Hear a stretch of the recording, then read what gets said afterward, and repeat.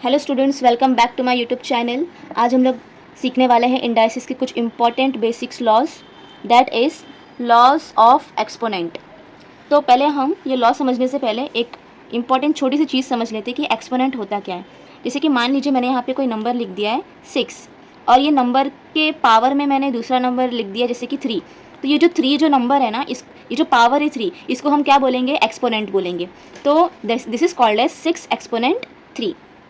अभी हम लोग यहाँ पे फर्स्ट लॉ देखते हैं, that is a power m into a power n। तो यहाँ पे a जो है हमारा दैट इज बेस।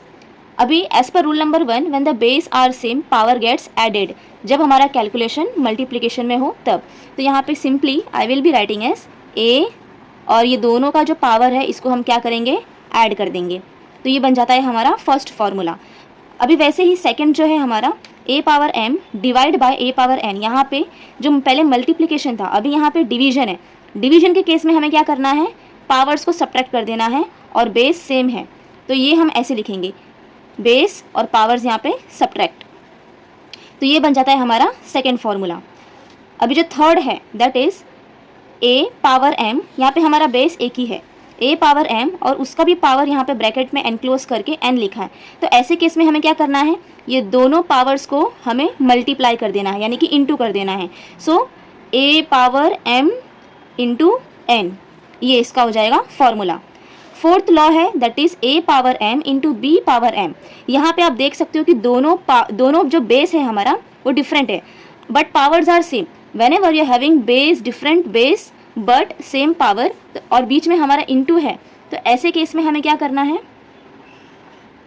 ऐसे केस में हमारे पास जो हमारे बेस है that is different but powers are same, so simply we have to take common of this powers और बेस को हमें मल्टीप्लिकेशन फॉर्म में एज इट इज नोटिस करना है, जैसे कि a इंटू बी और इनका पावर यहाँ पे कॉमन आ जाएगा।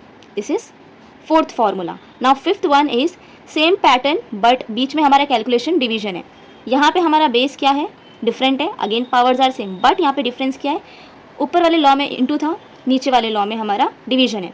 तो हमें सिंपली दोनों बेस को डिवाइड करना है और इनके पावर को भी एक कॉमन ब्रैकेट में एनक्लोज करना है, जैसे कि a डिवाइड बाय b और इसका पावर सेम है तो यहाँ पे हम कॉमन ले लेंगे m।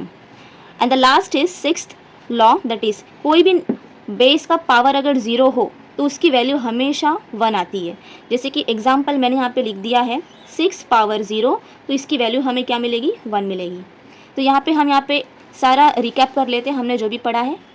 First law, then second law, third law, fourth law, fifth law and the last one is sixth. I am hoping कि आपको वीडियो समझ में आ गया होगा। Thank you.